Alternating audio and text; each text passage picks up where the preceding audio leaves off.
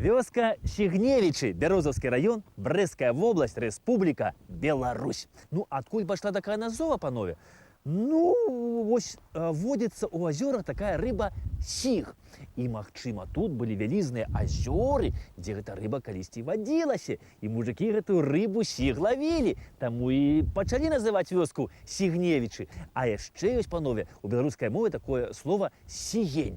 Гэта значыцца вялізны шырокі крок, а сігаць ісці гэтым вялікім крокам. Дык вось мясцовыя жыхары, кажуць, бывае, як на пераганкі гуляюць з якою вёскай, як пабягуць, дык астатнія за імі нават і не бягуць, таму што дагнаць іх не могуць. Так і кажуць, вось сіганулі, Сігневічы, не ўгнацца за імі.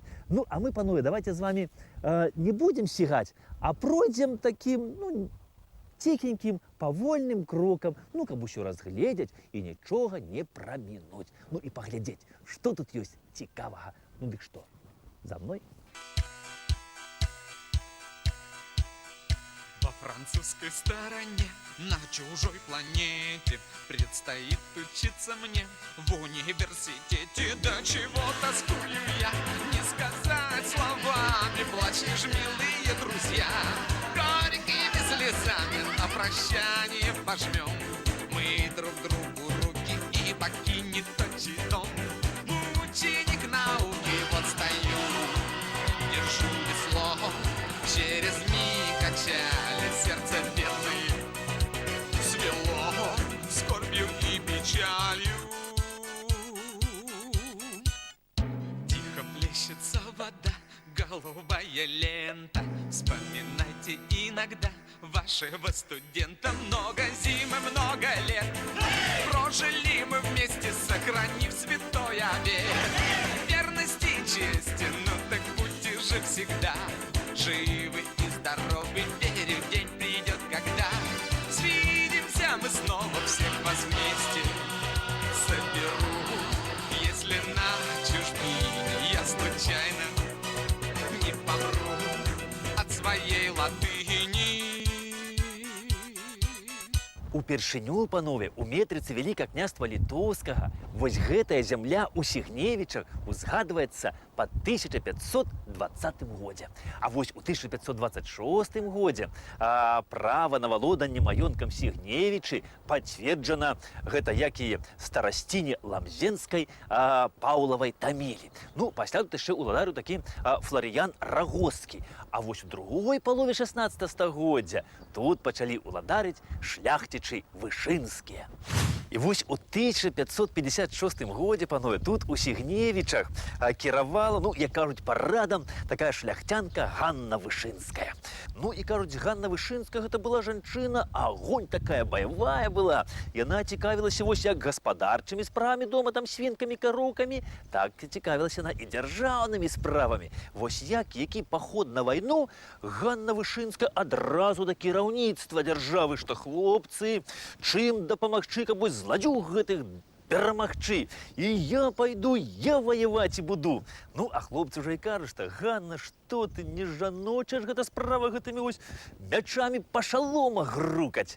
Ты вось лепш так, чым дапамажы, там капейчынай якою вось. І Ганна Вышынская, панове, дапамагала. Яна ў нашае вось войска Вялікага княства Літоўскае ставіла 4 добра ўзброеныя коннікі і 1 драба.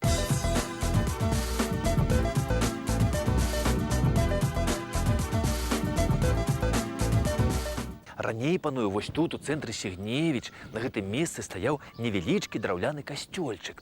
І вось калі сюды пераехалі Юзаф Прозар і Марыля Халецкая, то яны вырашаюць той драўляны касцёльчык разабраць, а на яго месцы пабудаваць новы мураваны касцёл, вось гэты. І касцёл гэты яны пабудавалі ў 1785 годзе, і асвечаны ён быў у гонар найсвяцейшай Девы Марыі.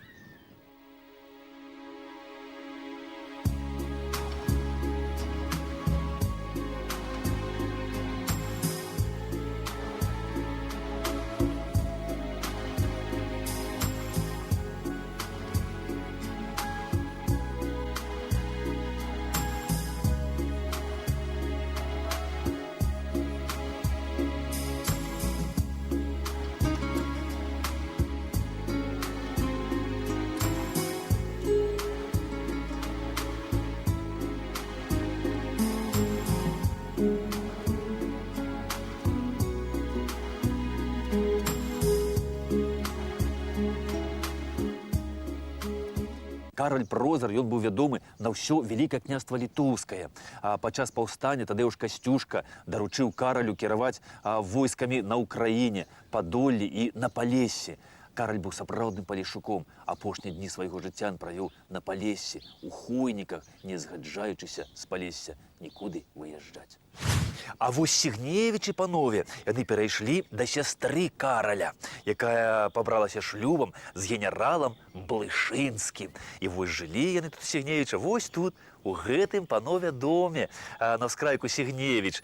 І расказваюць, што тут яшчэ раней знаходзілі нават такія мармуровыя пліты з вельмі рэдкага мармуру, бела-ружовага. Дом, канешне, выглядаў крышку інакш, і вось з таго часу, з таго дому тут хіба засталіся вось гэтыя старыя калоны, якія яшчэ памятаюць Юзефа Прозара.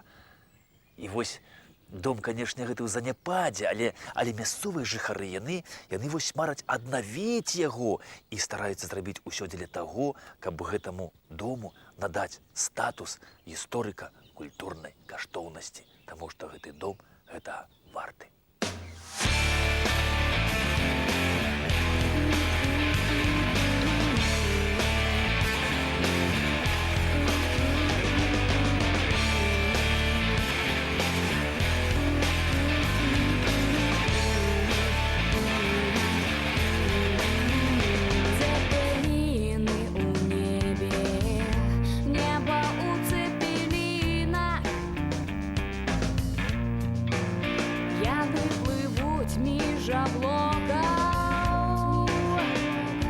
Погроза воды повольна,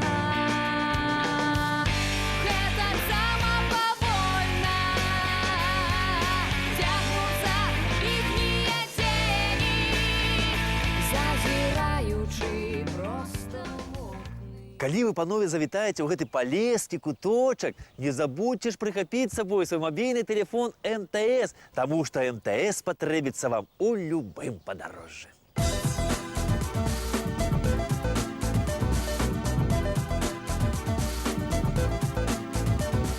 Да пабачэння, паважаныя, да сустрэчы праз тыдзень.